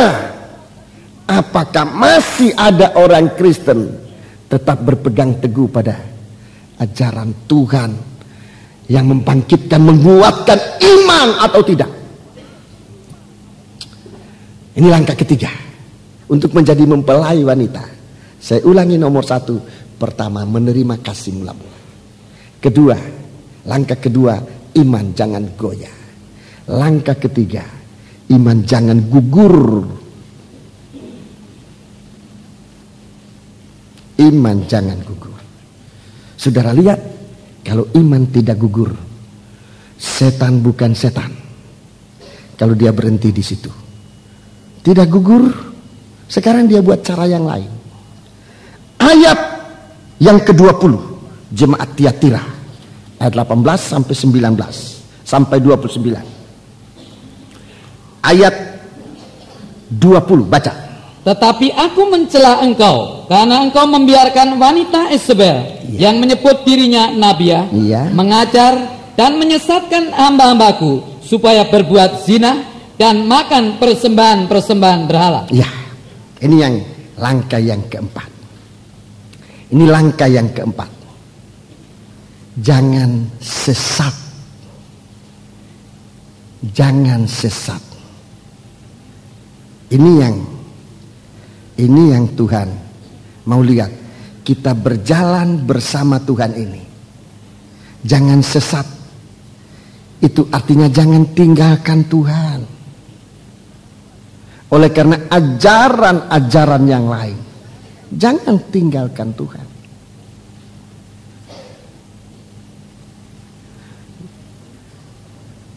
Dalam Yesaya pasal 53, yang menyesatkan kita, pertama, diri kita sendiri. Itu yang menyesatkan kita. Diri kita sendiri. Kita sesat karena diri kita sendiri. Maunya kita sendiri, tidak ikut maunya Tuhan. Begitu kita ikut maunya kita sendiri, kehendak kita sendiri, kita sesat. Maka sesatlah kita masing-masing mengikut jalannya sendiri-sendiri. Itu dalam Yesaya 53. Tidak ikut gembala, itulah Yesus Kristus, tapi ikut maunya kita. Ikut maunya kita. Sesat. Iman itu tidak gugur, tapi sesat. Saudara-saudara, kalau kita setia, Tuhan berikan kita suatu pengakuan. Memerintah bersama dengan Dia. Memerintah bersama dengan Dia. Suatu kekuasaan atas bangsa-bangsa. Jadi sampai dengan pasal 2 ini, sampai pasal 2 ini, saudaraku, sampai pasal 2 ini, sampai di sini Tuhan tidak izinkan lagi setan untuk menggoda kita. Sampai di sini, saudaraku. Sampai pasal 2, sampai iman kita tidak goyah, iman kita tidak gugur, iman kita tidak sesat, iblis tidak berkuasa lagi. Saudara-saudara, iblis tidak berkuasa untuk menggoyahkan kita lagi. Sekarang pasal 3, langkah yang keberapa ini? Langkah yang kelima. Langkah yang kelima. Langkah yang kelima, iblis memang sudah berhenti. Dia tidak bisa lagi. Dia tidak bisa lagi. Tetapi namanya iblis, dia akan cari-cari jalan terus untuk bisa masuk, mencoba manusia. Jangan saudara pikir imanku kuat, tidak goyah, tidak gugur, tidak sesat. Imanku kuat. Sekarang perhatikan apa yang kita hadapi sekarang. Daging ini. Ini pasal 3 ayat 1 sampai dengan ayat 6. Daging ini.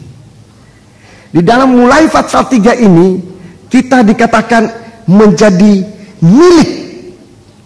Inilah firman Dia yang memiliki ketujuh roh Allah dan ketujuh bintang itu.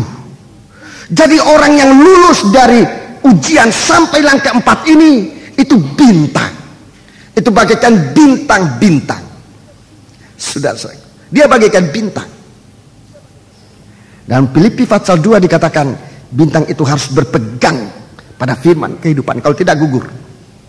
Di sini kita lihat, saudaraku, ini bintang berada dalam tangan Tuhan. Berarti sebetulnya kesempatan untuk gugur begitu sedikit sekali. Kecuali yang sedikit ini, saudaraku, dihapuskan sama sekali. Di sini yang sedikit ini adalah daging. Dan itu yang ditunggu oleh iblis. Saat kapan daging ini muncul? Saat kapan daging ini muncul? Itu yang ditunggu oleh iblis. Begitu daging ini muncul, dan iblis akan ambil di situ. Dan dia seret untuk dicampakkan kembali. Pernah saya peragakan tentang Daud, seorang yang menang. Setiap peperangan dia menang, sampai dia diberikan hak untuk menjadi raja dan kerajaannya tidak akan putus. Dan dalam dia bermazmur, dia katakan, Tuhan itu Allahku, Tuhan itu gembalaku, Tuhan itu gembalaku. Saudara lihat sistem penggembalaan Tuhan. Sistem penggembalaan Tuhan yang sangat bijaksana. Dia membaringkan aku di tempat yang banyak rumputnya. Membaringkan. Apa ayatnya itu? Mazmur 23. Itu kita sudah nyanyikan itu. Mazmur 23. Tolong baca ayat 1.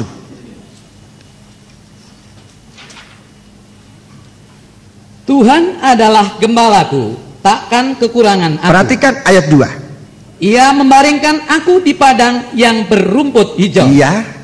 Ia membimbing aku ke air yang tenang. Ini sistem penggembalaan yang sangat bijaksana. Kita ini dimiliki oleh Dia. Dia sikap pertama meletakkan kita di dalam firman. Rumput hijau itu firman. Rumput hijau itu firman yang dibukakan, yang menyegarkan. Tetapi saudaraku, rumput di sini belum bicara soal untuk dimakan. Untuk tempat berbaring dan tenang. Untuk tempat berbaring dan tenang. Itu sistem Tuhan menggembalakan. Jadi lebih dahulu firman Allah ini sempat menarik hati kita, sempat membuat kita tenang sehingga tidak lagi beredar-edar. Begitu tenang Dia taruh kita di dalam rumput yang hijau. Saya sering katakan, dan ini memang pengalaman saya dari jemaat ke jemaat, saya bisa melihat domba yang tergembala betul atau enggak. Kalau yang tergembala betul, salah satu ciri, salah satu tanda yang kecil tapi penting, itu domba itu kalau duduk di situ ya sudah di situ, seperti itu kaflingnya dia. Kalau sudah di situ ya di situ dia. Nanti minggu berikut, nanti hari Jumat, ya duduknya di situ. Bagi saya seorang gembala sangat menolong. Jadi gampang saya lihat, oh ini nggak datang, sebab dia nggak ada di situ.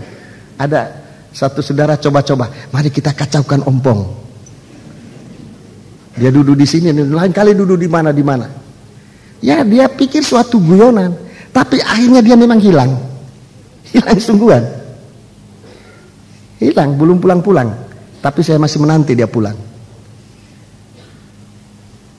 Saya masih menunggu, merindukan dia kembali. Sekarang biasanya ada tempatnya. Jadi itu satu perkara kecil, tetapi penting itu.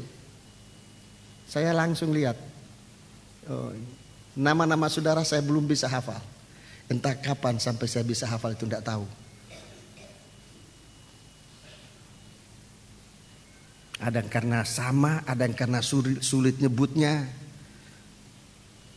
Ada apalagi kalau nama itu sudah bumbang. Wah, nggak tahu lagi yang menyebutnya. Sulit, apalagi kalau namanya nama Eropa.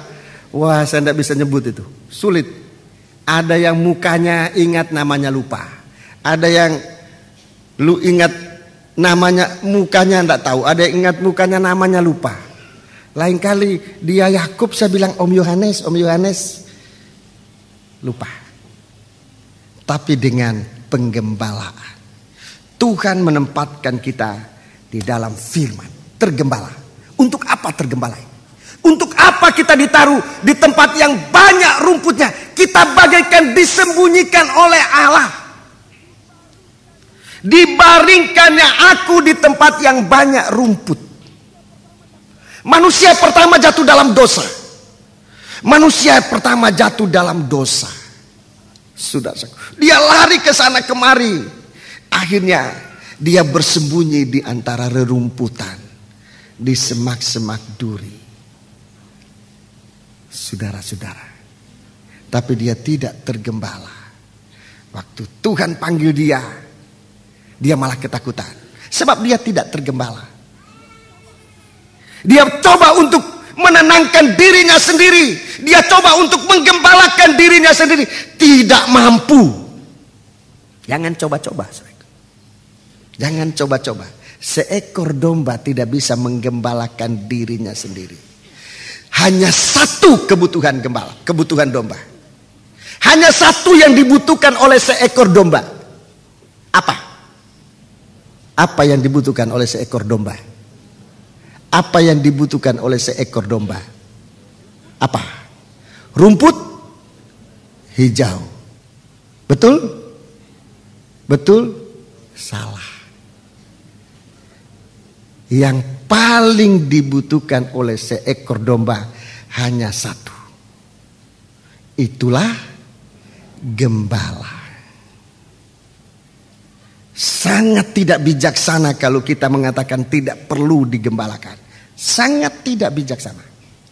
Kita digembalakan oleh Yesus Kristus di dalam firman-Nya. Kalau tidak, aku kan tahu firman. Kalau kita katakan aku kan sudah bisa baca sendiri. Itu seperti Adam dan Hawa di antara pohon-pohon. Ya, itu pohon itu bicara dari firman. Menyembunyikan di situ. Tetapi tidak tergembala. Begitu suara gembala datang, dia malah ketakutan. Sebab dia tidak mempunyai jaminan perlindungan sang gembala. Dia malah ketakutan. Tuhan tempatkan kita dalam firman Tuhan untuk digembalakan oleh Tuhan. Ini lebih dahulu, sebelum firman ini menjadi makanan, lebih dahulu bagaimana kita menempatkan diri kita dalam firman Allah. Nah, satu waktu kalau kita tidak bijaksana, di sini ini, kecuali saudara yang di atas, saudara yang di bawah. Saudara lihat sapu tangan yang saya taruh di dalam Alkitab ini? Saudara lihat? Enggak kelihatan. Selama itu saudara aman. Kalau saudara punya kehidupan bagaikan sapu tangan ini ditaruh di dalam firman Allah. Tidak kelihatan, oleh setan pun tidak lihat. Tetapi secepatnya muncul sedikit saja. Tidak semuanya. Muncul sedikit. Saudara lihat? Keluar dari firman sedikit saja. Sedikit saja keluar dari firman. Ini sudah cukup buat iblis. Daging ini muncul sedikit dari firman. Sedikit saja. Muncul lewat kesombongan. Muncul rasa puas. Muncul rasa bisa sendiri. Sedikit saja muncul. Itu sudah cukup bagi iblis. Dan ini yang ditunggu-tunggu oleh iblis. Begitu daging itu muncul sedikit, dia tarik, hilang, tanpa sadar itu, tanpa sadar. Sedikit saja keluar, daging ini sedikit saja keluar. Sementara kalau kita berada dalam ini, Tuhan katakan, aku memiliki bintang, aku memiliki anak ketebusan. Siapa bintang ini? Adalah orang yang menerima korban Kristus dan setia sampai mati. Dia tidak gugur dari iman. Dia tidak sesat dari iman. Dia bintang. Dia dimiliki oleh Tuhan. Tapi kalau bintang ini sedikit saja menunjukkan daging ini, setan sudah nunggu. Gejala daging kalau dipakai sombong, itu gejala daging. Ini jemaat Sardis ini, saudaraku. Jemaat Sardis ini ada nama. Ada nama. Tapi Tuhan katakan pekerjaanmu tidak ada satu yang kudapati sempurna. Ada nama. Dan karena ada nama ini, mungkin saja dagingnya menonjol sedikit. Karena dia dipuji, wah kamu khotbah bagus, kamu punya jemaat hebat, nyanyinya bagus dan semuanya. Kamu hebat dipakai oleh Tuhan. Daging muncul sedikit. Jemaat Sardis di sini, dari munculnya sedikit, ia ditarik menjadi milik Tuhan. Syarat pertama menjadi milik Tuhan adalah menyalibkan daging dengan segala keinginannya. Itu menjadi milik Tuhan. Menjadi bintang yang dimiliki oleh Tuhan. Syaratnya ini, saudara. Daging ini tidak diberikan kesempatan untuk muncul. Daging ini jangan berikan kesempatan untuk muncul. Itu menjadi milik Tuhan. Galati pasal yang kelima. Surat Galati pasal yang kelima.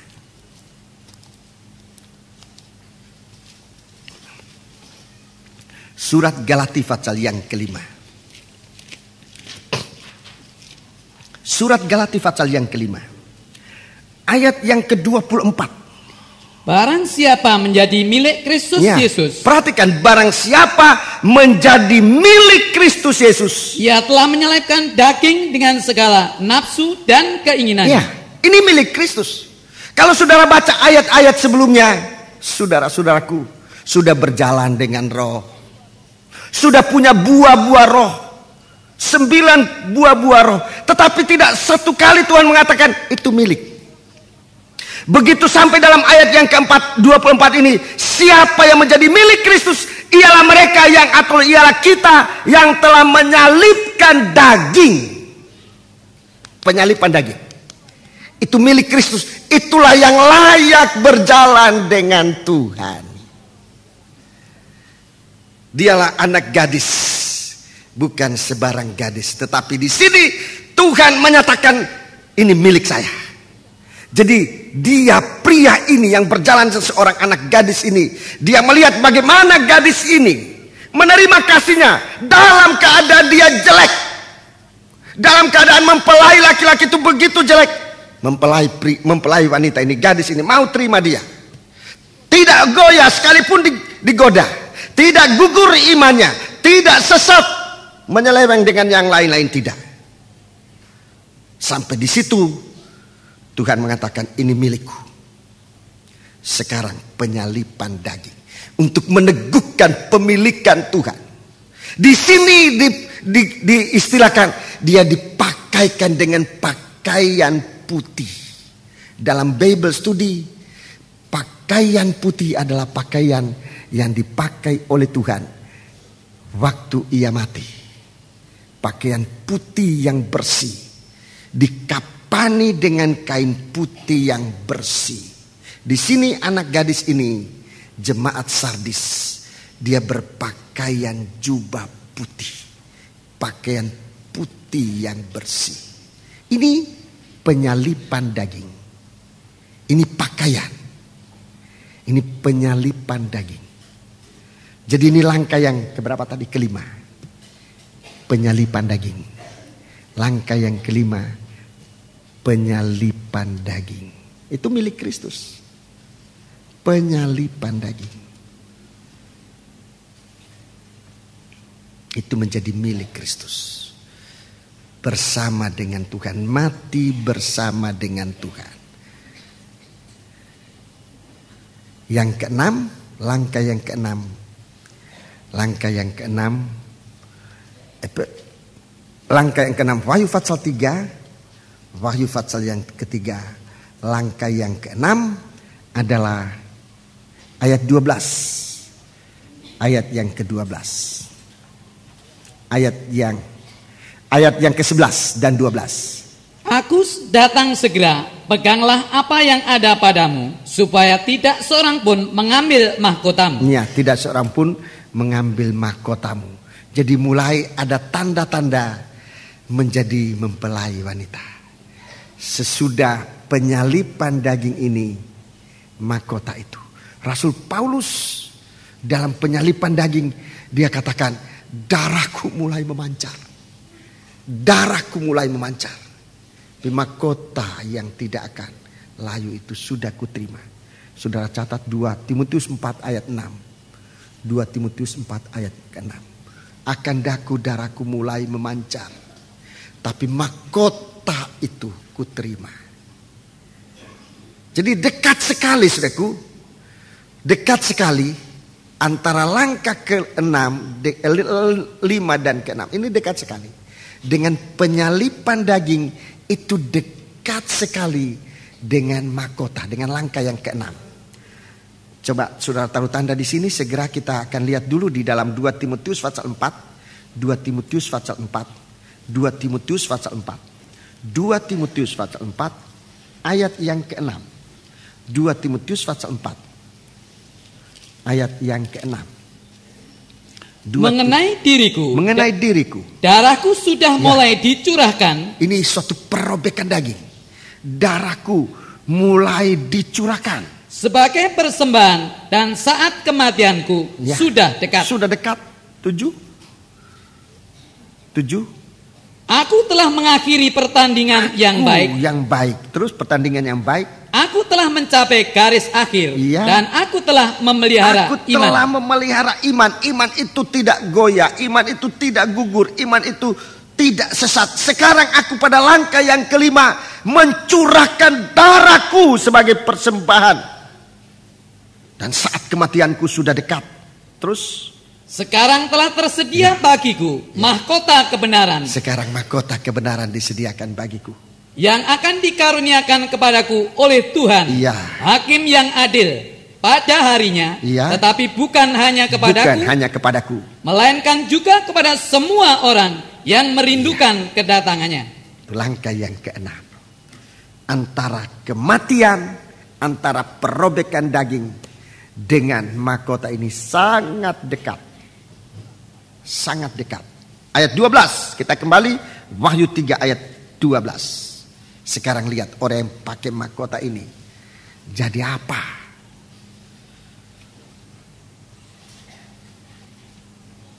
Barang siapa menang, ia akan kujadikan soko guru di dalam bait suci Allahku. Di dalam bait suci Allahku. Dan ia tidak akan keluar lagi. Jadi dari situ sudah dipermanensikan.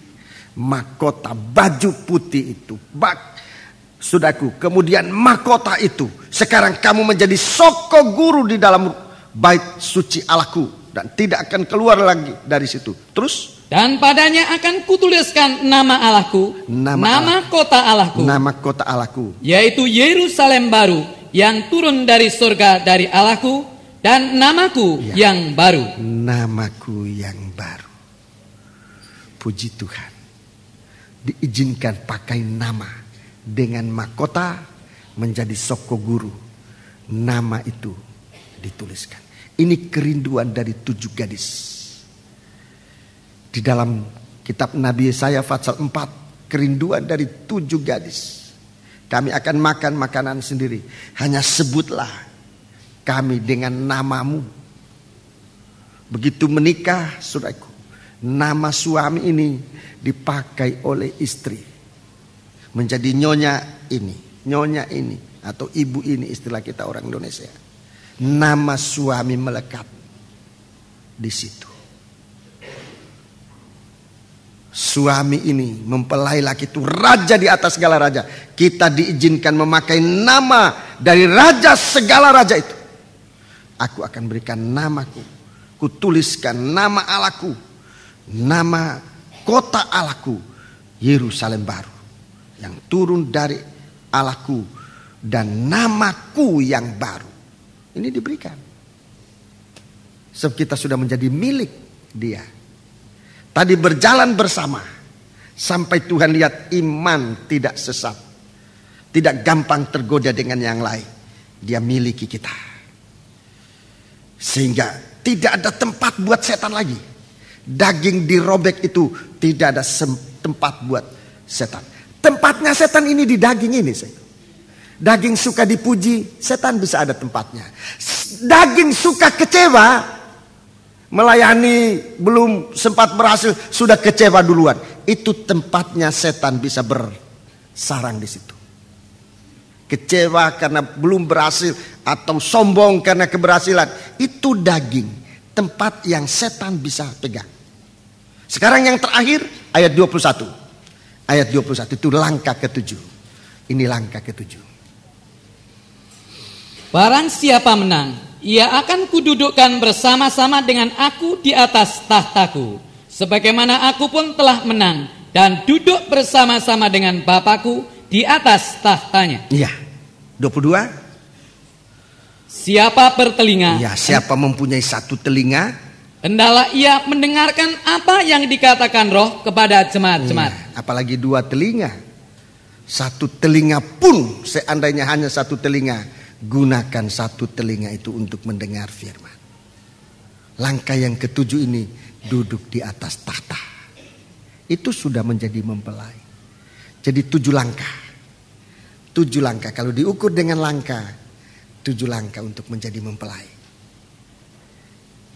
Saudara lihat langkah-langkah itu. Perhatikan di setiap langkah itu. Jangan tinggalkan tempat. Rasul Paulus mengatakan, sejauh mana kita berada, jangan mundur.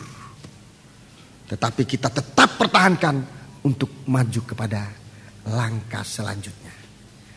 Puji Tuhan. Jadi ini yang dapat saya berikan untuk kita pada hari ini. Pada hari Minggu kedua ya. Minggu kedua. Hitunglah minggu-minggu ini. Tahun yang ke 1997 ini.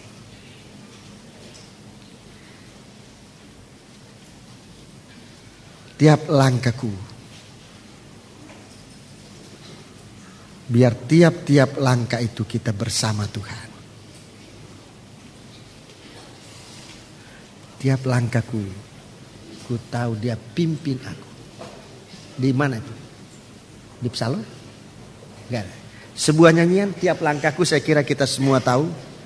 Tiap langkahku, ku tahu Dia pimpin aku,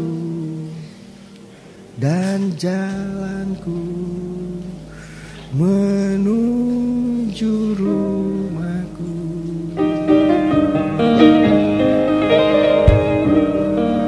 Kita bangkit berdiri.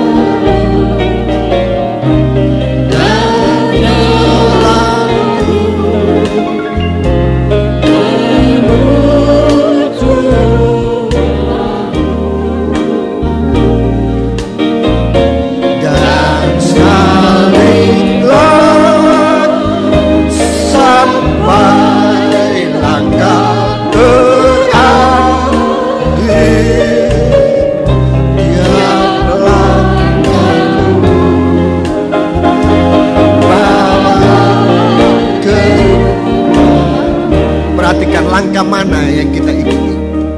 Tiap langkah ku tahu Dia pimpin aku, dan jalanku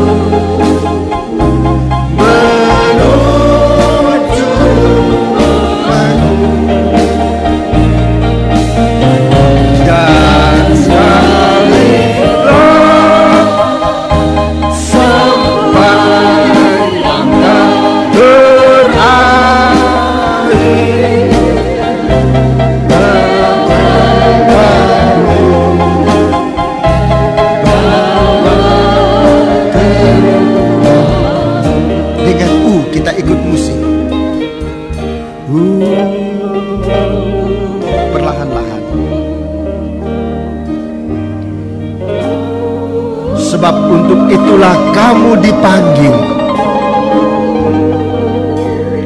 Karena Kristus pun telah menderita untuk kamu dan telah meninggalkan teladan bagimu, supaya kamu mengikut jejaknya atau langkah-langkahnya. Sebab dahulu kamu sesat seperti domba, tetapi sekarang kamu telah kembali kepada Gembala Agung pemelihara jiwamu. Berjalanlah pada jalan ini.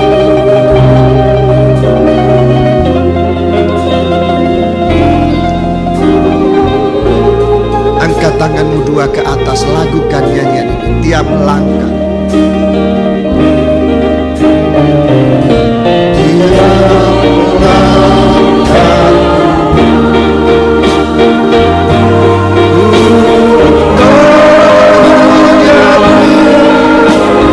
Dialah seorang laki-laki mempelai laki-laki kita.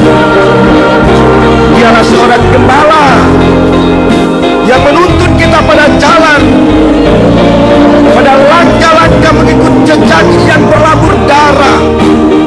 Tapi justru di langkah itu iblis tidak berkuasa. Haleluya. Sekali kelak kita berada di rumah Bapa, di rumah Gembala Agung pemelihara jiwa kita. Haleluya.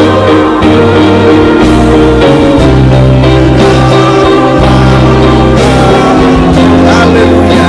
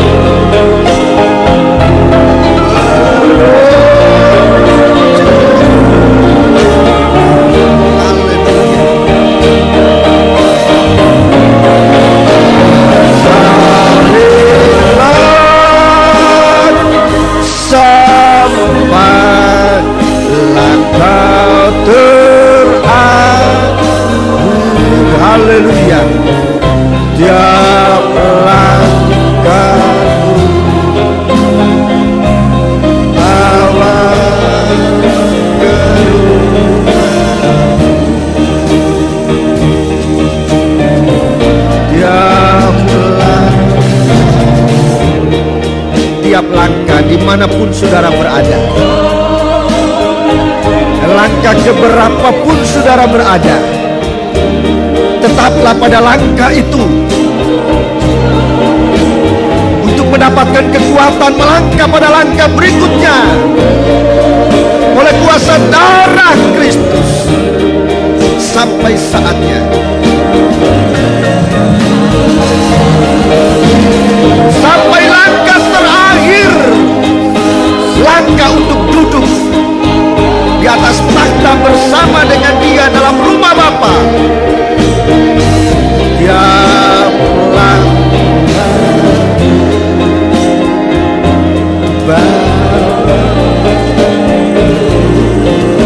musik melakukan ini, kita ikuti dengan dan kalau saudara merasa ingin menyembah Allah dengan roh dan dengan kebenaran, saudara diizinkan untuk menyembah Allah sementara musik memimpin lagu ini. Haleluya. Dengan roh dan dengan kebenaran. Haleluya, haleluya, haleluya, haleluya. Haleluya. Apakah langkahmu menyimpang dan kena cemeti dari Sang Gembala Agung? Kembalikan langkahmu, haleluya, pada jalan kebenaran dan kesucian Allah. Haleluya, haleluya.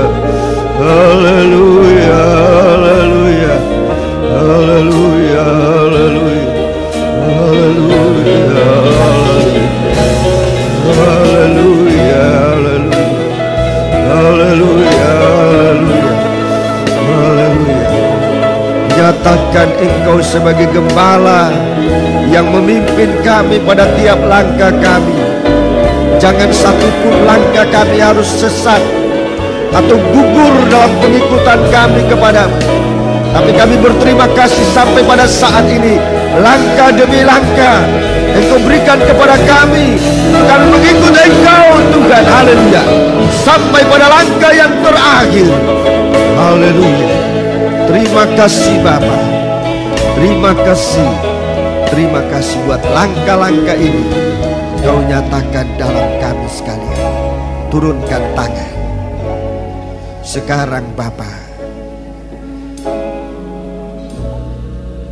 sebagai seorang penjaga ladang-Mu Tuhan, menjaga domba-domba ini, sebagai seorang gembala yang kecil di hadapan hadirat-Mu, hamba mempersembahkan domba-domba ini semua ke dalam tangan-Mu. Di langkah manapun kami sudah capai, kuatkan kami untuk dengan kekuatan kuasa korban-Mu Tuhan, kami bisa melangkahkan langkah selanjutnya sampai mencapai langkah terakhir, yaitu duduk di atas takhta kemuliaan bersama dengan Dikau. Segala daging yang biasa menggoda kami, sesudahnya setan menggoda kami, daging yang tidak sempat dirobek sedikit pun Tuhan, cukup bagi iblis untuk menjatuhkan kami. Sebab itu pakaikan kami dengan pakaian putih perjalanan mati bersama dengan Dikau Tuhan, untuk kami disebut layak menjadi pengikut-Mu ya Tuhan. Apa artinya kami menjadi seorang hamba? Apa artinya kami menjadi seorang pengikut-Mu jikalau pada akhirnya Engkau tidak mengakui kami di hadapan Bapa di surga dan di hadapan malaikat? Kami disangkali oleh Engkau sebab kami menyangkal Engkau dalam perjalanan iman kami. Bapa tolong kami. Angkat tangan-Mu kepada Tuhan, haleluya. Kepadamu kami serahkan hidup kami Tuhan. Biar nama-Mu yang baru itu ya Tuhan, haleluya, akan bersama kami. Jangan kiranya Engkau menyangkal kami di hadapan Bapa, sementara kami sudah mengikut Engkau separuh jalan ini Tuhan. Kuatkanlah kami Tuhan dalam percobaan. Kuatkan kami dalam godaan. Buka mata kami untuk memandang jelas akan pribadi-Mu ya Tuhan. Terima kasih. Terima kasih Tuhan. Turunkan tangan.